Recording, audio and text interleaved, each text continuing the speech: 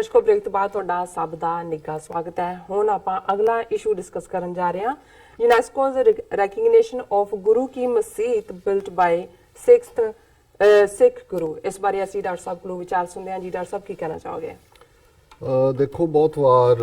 ਅੱਜ ਦੁਨੀਆ 'ਚ ਜਿੱਥੇ ਕਿ ਇੰਟਰਫੇਥ ਦੀ ਗੱਲ ਹੁੰਦੀ ਹੈ ਜੀ, ਬਹੁਤ ਵਾਰੀ ਬਹੁਤ ਸਾਰੇ ਫੰਕਸ਼ਨ ਕੇ ਸਾਰੇ ਮਜ਼ਹਬਾਂ ਦੇ ਨੁਮਾਇੰਦੇ ਉਹ ਆਪਣੀਆਂ ਪ੍ਰੇਅਰਸ ਕਰਦੇ ਨੇ ਔਰ ਇਹ ਵੀ ਥਾਟ ਪ੍ਰਮੋਟ ਕੀਤਾ ਜਾਂਦਾ ਹੈ ਕਿ ਹਰ ਇੱਕ ਦਾ ਆਪਣਾ ਤਰੀਕਾ ਹੈ ਇਬਾਦਤ ਦਾ ਔਰ ਕਿਸੇ ਨੂੰ ਕਿਸੇ ਤਰੀਕੇ ਦੇ ਲਈ ਫੋਰਸ ਨਾ ਕੀਤਾ ਜਾਏ ਜਾਂ ਕੋਈ ਲਾਲਚ ਜਾਂ ਦੂਜਾ ਨਾ ਦਿੱਤਾ ਜਾਏ। ਇਹਦੇ ਬਾਵਜੂਦ ਕਨਵਰਸ਼ਨਸ ਹੁੰਦੀਆਂ ਨੇ, ਹਰ ਕੋਈ ਆਪੋ ਆਪਣੇ ਢੰਗ ਨਾਲ ਆਪਣੇ ਕਬੀਲੇ ਨੂੰ ਵਧਾਉਣ ਦੀ ਕੋਸ਼ਿਸ਼ ਕਰਦਾ ਹੈ। ਪਰ ਕੁਝ ਐਗਜ਼ਾਮਪਲਸ ਜਦੋਂ ਖਾਸ ਤੌਰ ਤੇ ਅਸੀਂ ਸਿੱਖ ਕਰੈਕਟਰ ਨਾਲ ਜੁੜੀਆਂ ਹੋਈਆਂ ਦੇਖਦੇ ਹਾਂ ਔਰ ਪਿਛਲੇ ਪੀਰੀਅਡ 'ਚ ਮੈਂ ਦੇਖ ਰਿਹਾ ਸੀ ਕਿ ਈਵਨ ਇਹ ਮਿਸਟਰ ਗਾਂਧੀ, ਜਿਹਨੂੰ ਇਹ ਮਹਾਤਮਾ ਗਾਂਧੀ ਕਹਿੰਦੇ ਨੇ, ਉਹਦਾ ਗ੍ਰੈਂਡਸਨ ਜਿਹੜਾ ਹੈ ਉਹ ਰਾਈਟਰ ਵੀ ਹੈ ਔਰ ਉਹਦਾ ਇੱਕ ਬੜਾ ਅੱਛਾ ਆਰਟੀਕਲ ਜਿਹੜਾ ਸ਼ਾਇਦ ਰਾਜਮੋਹਨ ਗਾਂਧੀ ਹੈ ਉਹਦਾ ਨਾਂ, ਉਹਨੇ ਨਿਊਜ਼ੀਲੈਂਡ ਦੇ ਇਸ ਮੁੱਦੇ ਤੇ ਲਿਖਦਿਆਂ ਸਿੱਖਾਂ ਦੀ ਤਾਰੀਫ ਕੀਤੀ, ਸਿੱਖ ਮਜ਼ਹਬ ਦੀ ਤਾਰੀਫ ਕੀਤੀ ਕਿ ਵੀ ਕਿਵੇਂ ਸਿੱਖਾਂ ਨੇ ਜਿਹੜਾ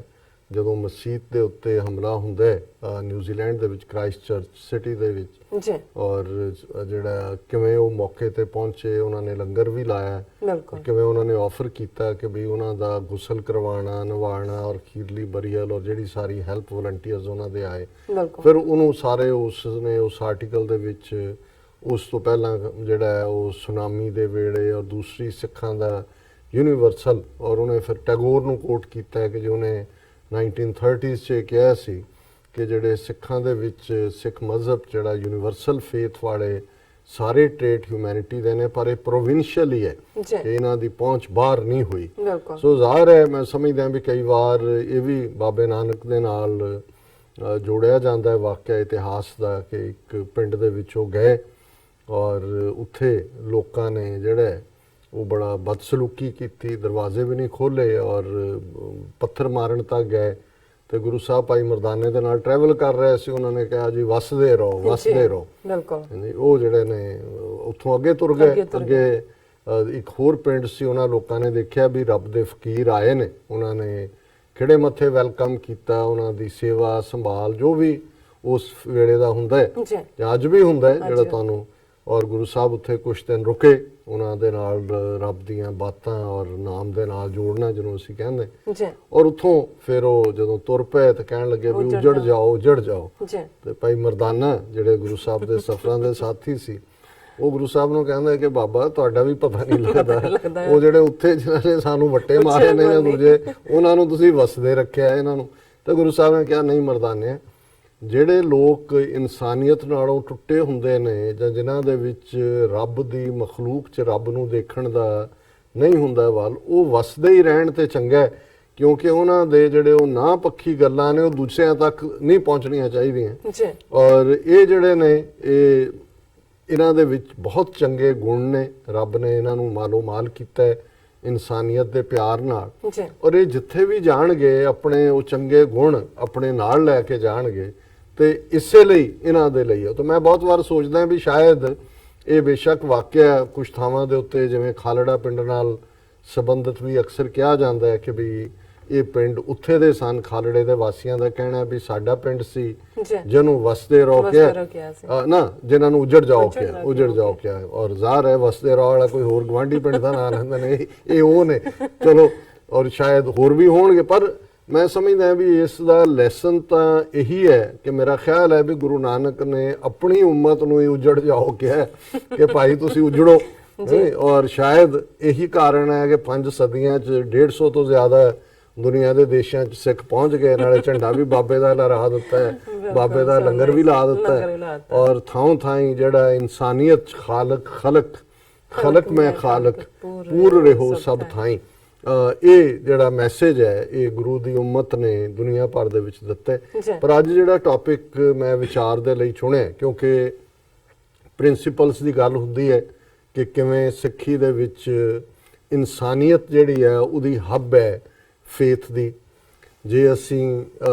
ਤੌਹੀਦ ਦੀ ਗੱਲ ਕਰਦੇ ਹਾਂ, ਇੱਕ ਰੱਬ ਦੀ, ਜੀ ਤੇ ਇਸਲਾਮ ਦੇ ਨਾਲ ਇਹ ਥਾਟਸ ਜਿਹੜਾ ਸਿੱਖੀ ਦਾ ਉਹ ਪੈਰਲਲ ਰਨ ਕਰਦਾ ਹੈ। ਬਿਲਕੁਲ ਭਾਈ ਮਰਦਾਨੇ ਦੇ ਸਾਥ ਦੀ ਵੀ ਅਸੀਂ ਗੱਲ ਕਰਦੇ ਹਾਂ। ਸਾਈਂ ਮੀਆਂ ਮੀਰ ਜਿਨ੍ਹਾਂ ਤੋਂ ਗੁਰੂ ਸਾਹਿਬ ਨੇ ਪੰਜਵੇਂ ਪਾਤਸ਼ਾਹ ਨੇ ਹਰਮੰਦਰ ਸਾਹਿਬ ਦਾ ਨੀਂਹ ਪੱਥਰ ਰਖਵਾਇਆ, ਉਹਨਾਂ ਦਾ ਜ਼ਿਕਰ ਵੀ ਅਸੀਂ ਕਰਦੇ ਹਾਂ। ਲੇਕਿਨ ਜਿਹੜੇ ਦੋ ਜੰਗਜੂ ਗੁਰੂ ਜਿਨ੍ਹਾਂ ਦੇ ਨਾਲ ਸਿੱਖੀ ਦੇ ਵਿੱਚ ਮੀਰੀ ਪੀਰੀ ਦਾ ਕਨਸੈਪਟ ਮੁਕੰਮਲ ਹੋਇਆ, ਜਿਹਦਾ ਬੇਸ ਆਈਡੀਓਲੋਜੀਕਲੀ ਗੁਰੂ ਨਾਨਕ ਸਾਹਿਬ ਨੇ ਰੱਖਿਆ ਸੀ। ਜੀ ਪਹਿਲੇ ਛੇਵੇਂ ਪਾਤਸ਼ਾਹ ਨੇ ਗੁਰੂ ਹਰਗੋਬਿੰਦ ਸਾਹਿਬ, ਜਿਨ੍ਹਾਂ ਨੇ ਉਸ ਵੇਲੇ ਦੇ ਦਿੱਲੀ ਤਖਤ ਤੋਂ 2 ਫੁੱਟ ਉੱਚਾ ਅਕਾਲ ਤਖਤ ਬਣਾਇਆ, ਜਿਸ ਅਕਾਲ ਤਖਤ ਦਾ ਮਤਲਬ ਸੀ ਥਰੋਨ ਆਫ ਦਾ ਇਮਮੋਰਟਲ, ਬਿਲਕੁਲ ਕਿ ਜਿਹੜਾ ਦੁਨਿਆਵੀ ਪਾਤਸ਼ਾਹਾਂ ਦੀ ਗੱਲ ਨਹੀਂ ਹੈ। ਇਹੀ ਕਾਰਨ ਹੈ ਕਿ ਸਿੱਖ ਜਿਹੜੇ ਨੇ ਜਦੋਂ ਮੀਰੀ ਪੀਰੀ ਦੀਆਂ 2 ਤਲਵਾਰਾਂ ਦੀ ਗੱਲ ਕਰਦੇ ਨੇ, ਜਾਂ ਸਿੱਖੀ ਦੇ ਵਿੱਚ ਭਗਤੀ ਤੇ ਸ਼ਕਤੀ, ਜੀ ਜਾਂ ਸੰਤ ਤੇ ਸਿਪਾਹੀ ਦੀ ਟੁਗੈਦਰਨੈਸ ਦੀ ਗੱਲ ਕਰਦੇ ਨੇ, ਤੇ ਜ਼ਾਹਰ ਹੈ ਕਿ ਇਹ ਅਕਾਲ ਤਖਤ ਤੇ ਪਹਿਲਾ ਜਿਹੜਾ ਹੁਕਮਨਾਮਾ ਛੇਵੇਂ ਪਾਤਸ਼ਾਹ ਦਾ ਸੀ, ਉਹ ਸੀ ਵਧੀਆ ਜਵਾਨੀ, ਵਧੀਆ ਘੋੜਾ, ਵਧੀਆ ਸ਼ਸਤਰ, ਕਿ ਜਿਹੜਾ ਮੇਰੇ ਦਰਸ਼ਨਾਂ ਨੂੰ ਸਿੱਖ ਹੁੰਦਾ ਹੈ, ਜੇ ਉਹਨੇ ਮੇਰੀਆਂ ਖੁਸ਼ੀਆਂ ਲੈਣੀਆਂ ਨੇ, ਆਪਣੇ ਆਪ ਨੂੰ ਅਰਪਣ ਕਰੇ ਸੱਚਾਈ ਦੇ ਲਈ, ਖਲੋਣ ਲਈ, ਕੁਰਬਾਨ ਹੋਣ ਲਈ, ਵਧੀਆ ਘੋੜਾ ਭੇਟ ਕਰੇ ਔਰ ਵਧੀਆ ਸ਼ਸਤਰ। ਪਰ ਉਹਦੇ ਨਾਲ ਜਿਹੜੀ ਇਸ ਕਨਸੈਪਟ ਨੂੰ ਇਹ ਵੀ ਸਮਝਣ ਦੀ ਲੋੜ ਹੈ ਕਿ ਗੁਰੂ ਸਾਹਿਬ ਨੇ ਬਾਹਰ ਨਿਕਲ ਕੇ ਜਾਂ ਫੌਜਾਂ ਬਣਾ ਕੇ ਪਹਿਲੇ 52 ਸੋਲਜਰ ਜਿਹੜੇ ਨੇ, ਜਿਹੜੇ ਗੁਰੂ ਹਰਗੋਬਿੰਦ ਸਾਹਿਬ ਦੇ ਪਰਸਨਲ, ਉਹਨਾਂ ਦੀ ਜਿਨ੍ਹਾਂ ਨੂੰ ਅੱਜ ਅਸੀਂ ਬਾਡੀਗਾਰਡ ਕਹਿੰਦੇ ਹਾਂ, ਉਹ 52 ਸਨ। ਪਰ ਜਿਹੜਾ ਪ੍ਰਿੰਸੀਪਲ ਸੀ ਸਿੱਖੀ ਦਾ ਜਾਂ ਈਵਨ ਆਰਮਡ ਹੋਣ ਦਾ, ਉਹਦਾ ਬਿਲਕੁਲ ਕਲੀਅਰ ਕਨਸੈਪਟ ਸੀ, ਜਿਹੜਾ ਗੁਰੂ ਹਰਗੋਬਿੰਦ ਸਾਹਿਬ ਨੇ ਛੇਵੇਂ ਪਾਤਸ਼ਾਹ ਨੇ ਸਮਰੱਥ ਰਾਮਦਾਸ ਨਾਂ ਦਾ ਜਿਹੜਾ ਸ਼ਿਵਾਜੀ ਮਰਾਠੇ ਦਾ ਗੁਰੂ ਸੀ, ਉਹ ਛੇਵੇਂ ਪਾਤਸ਼ਾਹ ਨੂੰ ਗੜਵਾਲ ਸ੍ਰੀਨਗਰ ਦੇ ਵਿੱਚ ਆ ਕੇ ਮਿਲਿਆ। ਸ੍ਰੀਨਗਰ ਇੱਕ ਗੜਵਾਲ ਦੇ ਵਿੱਚ ਵੀ ਹੈ, ਇੱਕ ਸ੍ਰੀਨਗਰ ਜ਼ਾਹਰ ਹੈ ਕਸ਼ਮੀਰ ਦੀ ਕੈਪੀਟਲ ਹੈ, ਜੰਮੂ ਕਸ਼ਮੀਰ ਦੀ। ਔਰ ਉਹਨੇ ਜਦੋਂ ਦੇਖਿਆ ਛੇਵੇਂ ਪਾਤਸ਼ਾਹ ਦਾ ਜਾਓ ਜਲਾਲ ਰੂਪ, ਸ਼ਸਤਰ ਵੀ ਨੇ, ਫੈਮਿਲੀ ਵੀ ਹੈ, ਬੱਚੇ ਵੀ ਨੇ ਔਰ ਪੂਰਾ, ਤਾਂ ਉਹਨੇ ਕਿਹਾ ਜੀ ਮੈਂ ਤਾਂ ਸੁਣਿਆ ਤੁਸੀਂ ਗੁਰੂ ਨਾਨਕ ਦੀ ਗੱਦੀ ਤੇ ਹੋ, ਔਰ ਇਹ ਜਿਹੜਾ ਪਾਰਟ ਹੈ ਤੁਹਾਡਾ ਸਮਝ ਨਹੀਂ ਆਇਆ ਕਿ ਵੀ ਜਾਓ ਜਲਾਲ ਔਰ ਸ਼ਸਤਰ। ਔਰ ਉਹ ਜਿਹੜਾ ਜਵਾਬ ਛੇਵੇਂ ਪਾਤਸ਼ਾਹ ਦਾ ਹੈ, ਉਹ ਸਾਡੇ ਇਤਿਹਾਸ ਦੇ ਪੰਨਿਆਂ ਦੇ ਉੱਤੇ ਲਿਖਿਆ ਹੋਇਆ ਕਿ ਗੁਰੂ ਸਾਹਿਬ ਨੇ ਕਿਹਾ ਵੀ ਔਰਤ ਈਮਾਨ, ਦੌਲਤ ਗੁਜ਼ਰਾਨ, ਪੁੱਤਰ ਨਿਸ਼ਾਨ, ਫਕੀਰ ਨਾ ਹਿੰਦੂ ਨਾ ਮੁਸਲਮਾਨ, ਸ਼ਸਤਰ ਗਰੀਬ ਕੀ ਰੱਖਿਆ, ਜਰਵਾਣੇ ਕੀ ਪੱਖਿਆ। ਕਿ ਸ਼ਸਤਰ ਅਸੀਂ ਚੁੱਕੇ ਨੇ ਗਰੀਬ ਦੀ ਪ੍ਰੋਟੈਕਸ਼ਨ ਦੇ ਲਈ, ਜਰਵਾਣੇ ਟਾਇਰੈਂਟ, ਤੇ ਜਿਹੜਾ ਜ਼ੁਲਮ ਕਰਨ ਵਾਲਾ ਹੈ ਉਹਦੀ ਪੱਖਿਆ, ਉਹਨੂੰ ਡਿਸਟਰੋਏ ਕਰਨ ਦੇ ਲਈ। ਹੁਣ ਇਹੀ ਜਦੋਂ ਅਸੀਂ ਛੇਵੇਂ ਪਾਤਸ਼ਾਹ ਨੇ ਹਥਿਆਰ ਚੁੱਕੇ ਮੀਰੀ ਪੀਰੀ ਦੇ ਕਨਸੈਪਟ ਨੂੰ ਐਸਟੈਬਲਿਸ਼ ਕੀਤਾ, ਔਰ ਇਹੀ 10ਵੇਂ ਪਾਤਸ਼ਾਹ ਜਦੋਂ ਇਸ ਸਾਰੇ ਵਾਕਿਆ ਤੋਂ ਆਲਮੋਸਟ 150 ਸਾਲ ਬਾਅਦ, ਕਿਉਂਕਿ ਅਕਾਲ ਤਖਤ ਸਾਹਿਬ 1606 ਦੇ ਵਿੱਚ ਹੋਣ ਚਾਹੁੰਦਾ ਔਰ 1699 ਦੇ ਵਿੱਚ ਜਿਹੜਾ ਉਹ ਆਲਮੋਸਟ ਲੈਸ ਦੈਨ 100 ਇਅਰਸ ਜਿਹੜਾ ਉਹ ਖਾਲਸਾ ਪੰਥ ਦੀ ਸਾਜਨਾ ਹੁੰਦੀ ਹੈ। ਔਰ ਇਹੀ ਖਾਲਸੇ ਦਾ ਫਿਰ ਆਦਰਸ਼ ਬਣ ਜਾਂਦਾ ਹੈ ਫੋਰਐਵਰ ਕਿ ਸ਼ਸਤਰ ਗਰੀਬ ਕੀ ਰੱਖਿਆ, ਜਰਵਾਣੇ ਕੀ ਪੱਖਿਆ, ਛੇਵੇਂ ਪਾਤਸ਼ਾਹ ਨੇ ਫਰਮਾਇਆ। ਔਰ ਖਾਲਸੇ ਦਾ ਆਦਰਸ਼ ਸੀ ਕਿ ਖਾਲਸਾ ਸੋਏ ਜੋ ਨਿਰਧਨ ਕੋ ਪਾਲੇ, ਖਾਲਸਾ ਸੋਏ ਜੋ ਦੁਸ਼ਟ ਕੋ ਗਾਲੇ। ਖਾਲਸਾ ਉਹ ਹੈ ਜਿਹੜਾ ਪ੍ਰੋਟੈਕਟਰ ਹੈ ਨਿਰਧਨ ਦਾ, ਗਰੀਬ ਦਾ, ਔਰ ਦੁਸ਼ਟ ਨੂੰ ਸਜ਼ਾ ਦੇਣ ਵਾਲਾ। ਹੁਣ ਇੱਕ ਪਾਸੇ ਲੱਗੇਗਾ, ਔਰ ਜਿਵੇਂ ਬਹੁਤ ਸਾਰੇ ਹਿੰਦੂ ਤਵੀ ਹਿਸਟੋਰੀਅਨਸ ਨੇ ਪਹਿਲਾਂ ਵੀ ਹੁਣ ਵੀ ਉਹ ਕੋਸ਼ਿਸ਼ ਕਰਦੇ ਨੇ ਕਿ ਛੇਵੇਂ ਪਾਤਸ਼ਾਹ ਦੀਆਂ ਜੰਗਾਂ ਨੂੰ, ਲੜਾਈਆਂ ਨੂੰ, ਤੇ 10ਵੇਂ ਪਾਤਸ਼ਾਹ ਜਾਂ ਖਾਲਸੇ ਦਾ ਜਿਹੜਾ ਜ਼ੁਲਮ ਦਾ ਵਿਰੋਧ ਸੀ, ਉਹਨੂੰ ਐਂਟਾਈ ਇਸਲਾਮ ਜਾਂ ਐਂਟਾਈ ਮੁਸਲਮ ਜਿਹੜਾ ਹੈ ਉਹ ਸਟਰਗਲ ਬਣਾਉਣਾ ਚਾਹੁੰਦੇ ਨੇ। ਲੇਕਿਨ ਅੱਜ ਜਿਹੜੀ ਗੁਰੂ ਕੀ ਮਸੀਤ ਦੀ ਅਸੀਂ ਗੱਲ ਕਰ ਰਹੇ ਹਾਂ, ਛੇਵੇਂ ਪਾਤਸ਼ਾਹ ਜਿਨ੍ਹਾਂ ਨੇ ਅਕਾਲ ਤਖਤ ਸਾਜਿਆ, ਜਿਨ੍ਹਾਂ ਨੇ ਫਸਟ ਸਭ ਤੋਂ ਪਹਿਲਾਂ ਸਿੱਖਾਂ ਨੂੰ ਆਰਮਡ ਕੀਤਾ, ਹਥਿਆਰਬੰਦ ਦਾ ਕਨਸੈਪਟ ਦਿੱਤਾ, ਔਰ ਆਪਣੇ ਜੀਵਨ ਦੇ ਵਿੱਚ 4 ਜੰਗਾਂ ਵੀ ਲੜੀਆਂ ਸ਼ਾਹਜਹਾਂ ਦੀਆਂ ਫੌਜਾਂ ਦੇ ਨਾਲ। ਸੂਬਾ ਜਲੰਧਰ ਦਾ, ਲਾਹੌਰ ਦਾ, ਦੂਜਾ ਉਹ ਇੱਕ ਵੱਖਰਾ ਵਿਸ਼ਾ ਹੈ ਕਿ ਉਹ ਕੀ ਰਿਹਾ, ਜਿਨ੍ਹਾਂ 'ਚ ਗੁਰੂ ਸਾਹਿਬ ਨੇ ਫਤਿਹ ਹਾਸਲ ਕੀਤੀ। ਔਰ ਉਹਨਾਂ ਜੰਗਾਂ 'ਚ ਫਤਿਹ ਵੀ ਫਾਈਨਲ ਡਿਊਲ ਸੀ। ਛੇਵੇਂ ਪਾਤਸ਼ਾਹ ਬਹੁਤ ਕਦਾਵਰ ਵੀ ਸਨ, ਔਰ ਉਹਨਾਂ ਦੀ ਜਿਹੜੀ ਜੰਗ ਦੇ ਮੈਦਾਨ ਜਦੋਂ ਐਨ ਅਨਡਿਸਾਈਡਿੰਗ ਬੈਟਲ ਹੁੰਦੀ ਸੀ, ਉਹ ਕਈ ਦਿਨ ਚੱਲਦੀ ਰਹੀ। ਫਿਰ ਗੁਰੂ ਸਾਹਿਬ ਦਾ ਉਹਨੂੰ ਜਿਹੜਾ ਐਨਮੀ ਦਾ ਜਨਰਲ ਸੀ ਉਹਨੂੰ ਚੈਲੰਜ ਹੁੰਦਾ ਸੀ ਕਿ ਆ ਜਾ, ਸਿੱਧਾ ਸਿੱਧਾ ਆ ਜਾ, ਕਿ ਵੀ ਆ ਜਾ ਲੜ ਲਈਏ, ਜਿਹੜਾ ਵੀ ਹਾਰ ਜਾਏ ਉਹ ਫੈਸਲਾ ਹੋਏ। ਹੁਣ ਉੱਥੇ ਛੇਵੇਂ ਪਾਤਸ਼ਾਹ ਨੇ ਜਿਹੜਾ ਜਿਹਨੂੰ ਅੱਜ ਅਸੀਂ ਧਰਮ ਯੁੱਧ ਕਹਿੰਦੇ ਆ, ਜਾਂ ਜਨੀਵਾ ਪ੍ਰੋਟੋਕਾਲ, ਜਾਂ ਪ੍ਰਿਜ਼ਨਰਸ ਆਫ ਵਾਰ ਨਾਲ ਕੀ, ਜਾਂ ਡੈੱਡ ਬਾਡੀਜ਼, ਹੁਣ ਜਿਹੜੇ ਜਨੀਵਾ ਦੇ ਨੇ ਉਹਦੇ ਤੁਸੀਂ ਡੈੱਡ ਬਾਡੀ ਨੂੰ ਐਜ਼ ਅ ਟਰਾਫੀ ਨਹੀਂ ਦਿਖਾ ਸਕਦੇ, ਉਹਨੂੰ ਤੁਸੀਂ ਮਿਊਟੀਲੇਟ ਨਹੀਂ ਕਰ ਸਕਦੇ, ਉਹਨੂੰ ਤੁਸੀਂ ਡਿਸਆਨਰ ਨਹੀਂ ਕਰ ਸਕਦੇ। ਹੁਣ 6ਵੇਂ ਪਾਤਸ਼ਾਹ ਨੇ ਇਸ ਗੱਲ ਨੂੰ ਯਕੀਨੀ ਬਣਾਇਆ ਕਿ ਚਾਰੋਂ ਲੜਾਈਆਂ ਤੋਂ ਬਾਅਦ, ਕਿਉਂਕਿ ਹਮਲਾਵਰ ਦੁਸ਼ਮਣ ਹੁੰਦਾ ਸੀ ਔਰ ਉਸ ਤੋਂ ਬਾਅਦ ਉਹ ਮੈਦਾਨ 'ਚੋਂ ਦੌੜ ਜਾਂਦੇ ਸੀ, ਇਵੈਂਚੁਅਲੀ ਵਿਕਟਰੀ ਤਾਂ ਹੀ ਹੁੰਦੀ ਸੀ ਜੀ। ਉਸ ਤੋਂ ਬਾਅਦ ਗੁਰੂ ਸਾਹਿਬ ਦੀ ਹਦਾਇਤ ਸੀ ਕਿ ਜਿਹੜੇ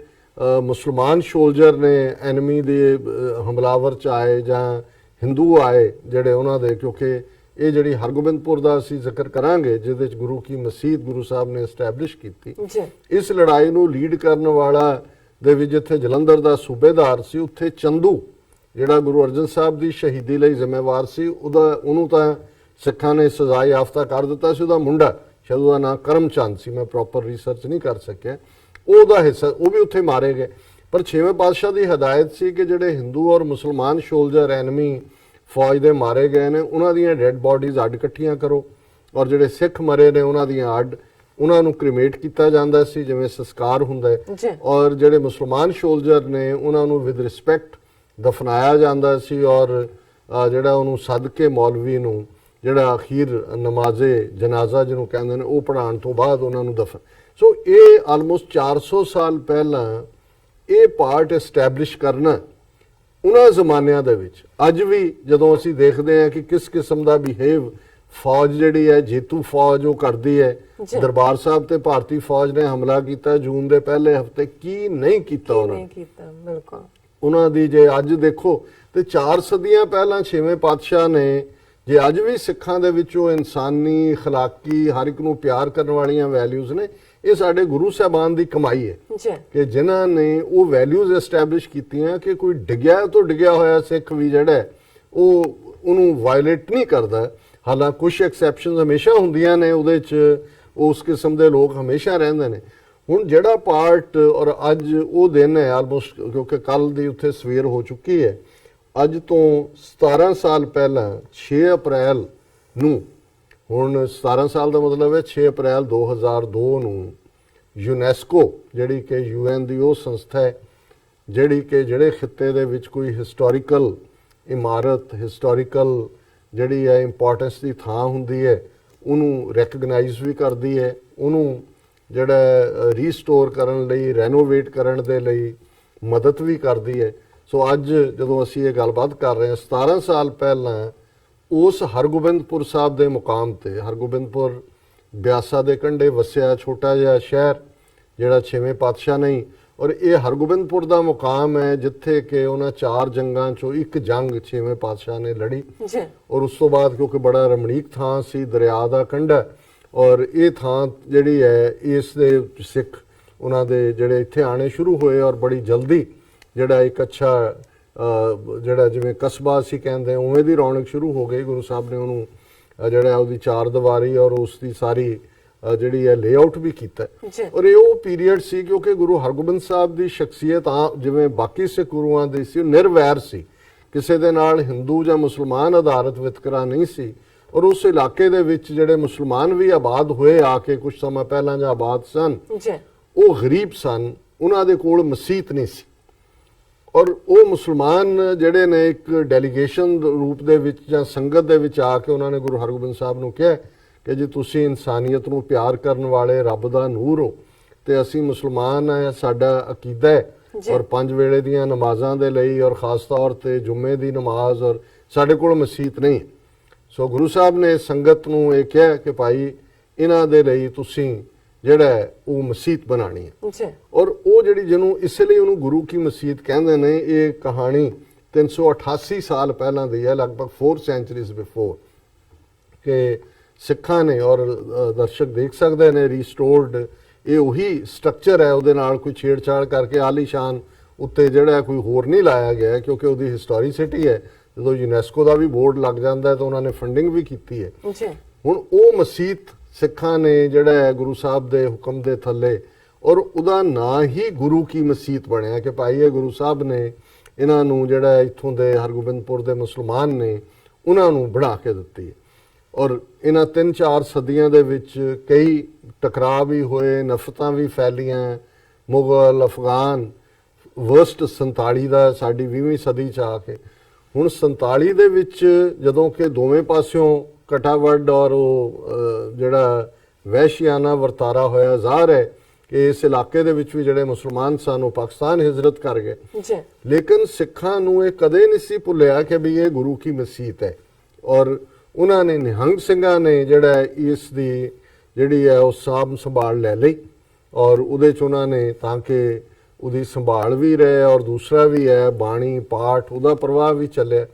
ਹੁਣ ਵਕਤ ਬੀਤਦਾ ਗਿਆ, ਜਦੋਂ ਫਿਰ ਟੁਵਰਡਸ ਨਾਰਮੈਲਸੀ ਗੱਲਾਂ ਰਹੀਆਂ, ਇਸ ਪੀਰੀਅਡ 'ਚ ਵੀ ਇਲਾਕੇ ਦੀ ਸਿੱਖ ਸੰਗਤ ਨੇ, ਦੂਸਰਿਆਂ ਨੇ, ਔਕਾਫ ਬੋਰਡ ਪੰਜਾਬ ਸਰਕਾਰ ਤੱਕ ਪਹੁੰਚ ਕਰਕੇ ਕਿਹਾ ਕਿ ਜੀ ਇਹ ਮਸਜਿਦ ਗੁਰੂ ਸਾਹਿਬ ਨੇ ਬਣਵਾਈ ਹੋਈ ਹੈ ਮੁਸਲਮਾਨ ਭਰਾਵਾਂ ਲਈ, ਔਰ ਇਹਦਾ ਤੁਸੀਂ ਚਾਰਜ ਲੈ ਲਓ। ਔਰ ਇਵੈਂਚੁਅਲੀ ਜਿਵੇਂ ਮੈਂ ਇਸ ਦੇ ਉੱਤੇ ਕੱਲ੍ਹ ਹੀ ਇੱਕ ਬੜੀ ਅੱਛੀ ਸਟੋਰੀ ਵੀਰ ਗੁਰਵਿੰਦਰ ਸਿੰਘ ਹੋਰਾਂ ਨੇ ਕੀਤੀ ਹੈ, ਦਰਸ਼ਕ ਪਿਕਚਰਸ ਤਾਂ ਦੇਖ ਰਹੇ ਹੋਣਗੇ, ਪਰ ਮੈਂ ਇਨ ਬਰੀਫ ਇਹ ਦੱਸਣਾ ਚਾਹੁੰਦਾ ਕਿ ਵੀ ਉਹਦੇ 'ਚ ਉਹਨਾਂ ਨੇ ਇਸ ਪਾਰਟ ਨੂੰ ਅੱਗੇ ਤੋਰਿਆ ਕਿ ਵੀ ਇਹ ਫਿਰ ਕਿਵੇਂ ਯੂਨੈਸਕੋ ਕਿਵੇਂ ਇਨਵੋਲਵ ਹੋਈ। ਕਿ ਉਸ ਸਾਰੇ ਪੀਰੀਅਡ ਦੇ ਵਿੱਚ ਇਹ ਜਿਹੜਾ ਡਿਊਰਿੰਗ ਦਾ ਹੌਰੀਫਾਇਰ ਪਾਰਟੀਸ਼ਨ ਦੀ ਗੱਲ ਹੋਈ ਹੈ। ਸੂਨ ਦੇਅਰ ਆਫਟਰ 47 ਤੋਂ ਬਾਅਦ ਦਾ ਲੋਕਲ ਸਿੱਖਸ ਗॉट ਟੂਗੈਦਰ, ਔਰ ਉਹਨਾਂ ਨੇ ਕਿਹਾ ਕਿ ਹੀਅਰ ਪ੍ਰੇਅਰਸ ਵਰ ਆਫਰਡ ਐਂਡ ਹਿਮਸ ਸੰਗ। ਫਿਰ ਉਹਨਾਂ ਨੇ ਕਿਹਾ ਕਿ ਵੀ the Sikhs always maintained that this place belonged to Muslims and wanted to return it to them. They constantly nagged the government and the Punjab Waqf Board to get Muslims to start offering namaz at the mosque and to take over the upkeep. उन्होंने कहा जी ये गुरु ने बनाई हुई है मस्जिद, तुसी take over करो। The Muslims were mostly poor laborers who could not build a mosque for themselves, and since 1947 they had to travel to 10 to 15 kilometers away for offering prayers, ਕਿਉਂਕਿ ਜੇ ਉਹਨੂੰ ਤੁਸੀਂ ਰੀਸਟੋਰ ਵੀ ਕਰਨਾ ਹੈ, ਮੇਨਟੇਨ ਵੀ ਕਰਨਾ ਹੈ, ਤੇ ਉਹ ਉਹਦੇ ਸਮਰੱਥ ਨਹੀਂ ਸੀ। Though the mosque was a splendid structure, it was in disrepair, and who would replace the Sikh staff who all worked as volunteers? ਇਹ ਹੁਣ ਜਦੋਂ ਉਹਨਾਂ ਨੇ ਇਹ ਸਾਰੇ ਨੂੰ ਬਿਲਟ ਕਰ ਲਿਆ ਤੇ ਫਿਰ ਉਹਨਾਂ ਨੇ ਕਿਹਾ ਕਿ ਵੀ ਜਦੋਂ ਉਹਨਾਂ ਨੇ ਫਿਰ ਸਿੱਖਾਂ ਨੇ ਚਾਰਜ ਲੈ ਲਿਆ ਤਾਂ Punjab Waqf board requested the Sikhs to continue to look after the mosque while they found a solution. ਉਹਨਾਂ ਦੇ ਅਫੀਸ਼ੀਅਲ ਆਏ, ਉਹਨਾਂ ਨੇ ਕਿਹਾ ਜੀ ਤੁਸੀਂ ਇਸ ਦੀ ਸਾਂਭ ਸੰਭਾਲ ਕਰੋ। As the Sikhs have learned from their Guru that they must take responsibility and the initiative to always be noble and do what is right. ਹੁਣ ਜਿਹੜੀ ਚੇਂਜ ਹੋਈ ਬਾਈ 1997 a group of Sikhs and Muslims had come together, roped in the Cultural Resource Conservative Initiative and UNESCO to set things right. ਹੁਣ ਇਹ 1997 ਦੇ ਵਿੱਚ ਇਹ ਜਿਹੜੀ body ਆ, ਔਰ ਇਹਨੂੰ ਬੀਬੀ ਗੁਰਮੀਤ ਕੌਰ ਸੰਘਾ ਜਿਹੜੇ ਨੇ ਉਹ ਹੈਡ ਕਰਦੇ ਨੇ, ਉਹਨਾਂ ਨਾਲ ਇੱਥੇ ਵੀ ਆਏ ਨੇ ਨਿਊਯਾਰਕ, ਔਰ ਬੜੀ ਜ਼ੀਲ ਵਾਲੀ ਬੀਬੀ ਹੈ। ਅਕਸਰ ਵਨਸ ਇਨ ਅ ਵਾਈਲ TV 84 ਤੋਂ ਉਹਨਾਂ ਦੇ ਇੰਟਰਵਿਊ ਵੀ ਹੁੰਦੇ ਨੇ, ਔਰ ਉਹਨਾਂ ਦਾ ਇਹ ਧਿਆਨ ਹੁੰਦਾ ਹੈ ਕਿ ਕਿਵੇਂ ਪੁਰਾਣੀਆਂ ਇਮਾਰਤਾਂ ਔਰ ਹਿਸਟਰੀ ਨੂੰ ਰੀਸਟੋਰ ਕਰਨਾ। The restoration work began in 2000 with Sikh families donating some land adjoining the mosque. The Nihang Sikhs and the local population volunteered for most of the spade work. ਹੁਣ ਜ਼ਾਹਰ ਹੈ ਕਿ ਮਸਜਿਦ ਦੇ ਨੇੜੇ ਤੇੜੇ ਜਿਹੜੀ ਜ਼ਮੀਨ ਹੋਏਗੀ ਉਹ ਕੋਈ ਦਬ ਵੀ ਜਾਂਦੀ ਹੈ, ਜਾਂ ਉਹਨਾਂ ਨੇ ਜਿਹੜੇ ਸਿੱਖ ਫਾਰਮਰ ਸੀ ਉਹਨਾਂ ਨੇ ਵਲੰਟੀਅਰਲੀ ਡੋਨੇਟ ਕੀਤੀ, ਔਰ ਨਿਹੰਗ ਸਿੰਘ ਆਏ ਕਿ ਅਸੀਂ ਬਿਲਡ ਕਰਾਂਗੇ, ਕਿਉਂਕਿ ਇਹ 47 ਤੋਂ ਬਾਅਦ ਵੀ ਉਹਨਾਂ ਨੇ ਉਹਦੀ ਟੇਕ ਕੇਅਰ ਕੀਤੀ ਸੀ। Very good. Even now, 388 years later, those values and spirit of Guru espoused are vibrantly alive in the hearts and minds of many, as can be seen from the restoration, presentation of the mosque to the Muslim community and their protection by the Sikhs. ਉਹਨਾਂ ਨੇ ਕਿਹਾ ਵੀ ਨਹੀਂ ਇਹਦੇ ਨੂੰ protect ਤੁਸੀਂ ਕਰੋਗੇ, ਪਰ ਹਵਾਲੇ ਉਹਨਾਂ ਨੇ ਕਰ ਦਿੱਤਾ। This is but one example. ਫਿਰ ਉਹਨਾਂ ਨੇ ਅੱਗੇ ਆਪਣਾ ਇਹਦੇ ਤੇ ਕਮੈਂਟ ਕੀਤਾ। ਸੋ ਜ਼ਾਹਰ ਹੈ ਕਿ ਸਾਡੇ ਲਈ ਵੀ, ਮੈਂ ਜਦੋਂ ਇਹ ਕੱਲ ਇਹਨਾਂ ਦਾ ਗੁਰਵਿੰਦਰ ਸਿੰਘ ਹੋਰਾਂ ਦਾ ਰਾਈਟ ਅਪ ਦੇਖਿਆ ਤੇ ਸਟੋਰੀ ਨੂੰ ਤਾਂ ਮੈਂ ਫੋਲੋ ਕੀਤਾ ਸੀ, ਕਿਉਂਕਿ ਮੈਂ ਇਹਨੂੰ ਬੜੀ ਚੰਗੀ ਤਰ੍ਹਾਂ ਇਸ ਹਿਸਟਰੀ ਦੇ ਚੈਪਟਰ ਤੋਂ ਵਾਕਿਫ ਹੈ, ਪਰ ਮੈਨੂੰ ਇਹ ਲੱਗਾ ਕਿ ਵੀ ਅੱਜ ਜਦੋਂ ਕਿ ਅਸੀਂ ਸਾਂਝਾਂ ਦੀ ਗੱਲ ਕਰ ਰਹੇ ਹਾਂ, ਇਨਸਾਨੀਅਤ ਦੀ ਗੱਲ ਕਰਦੇ ਹਾਂ, ਔਰ ਇੱਕ ਪਾਸੇ ਭਾਰਤ ਦੇ ਵਿੱਚ ਜਿੱਥੇ ਹਿੰਦੂਤਵਾ ਦੇ ਝੰਡਾ ਬਰਦਾਰ ਜਿਨ੍ਹਾਂ ਨੇ 5 ਸਦੀਆਂ ਪੁਰਾਣਾ ਜਿਹੜਾ ਬਾਬਰੀ ਮਸਜਿਦ है उस नूं ढा के और मंदिर वहीं बनाएंगे दा ਜਿਹੜਾ ਉਹ ਰੌਲਾ ਪਾਇਆ ਹੋਇਆ ਜੀ ਉੱਥੇ